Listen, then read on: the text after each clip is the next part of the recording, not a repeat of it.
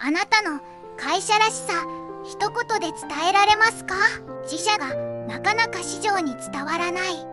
新しいお客様に出会うきっかけが欲しい。事業を伸ばすためのボトルネックが見つからない。そんな課題を解決するデザイン経営の言語化ワークショップです。デザイン経営とは、ユーザー、人を中心に考え、会社の本当の強みを見つけ出す手法、デザインの力でブランドやイノベーションを作り出します。このワークショップでは、自社らしさや独自の強みを徹底的に分解し再発見。独自性を表す自社らしい言葉を生み出し、新しいクライアントとつながるきっかけに、今こそ自社の魅力を言葉で届ける力を身につけましょう。詳細、お申し込みは今すぐチェック。その一言が未来を変える。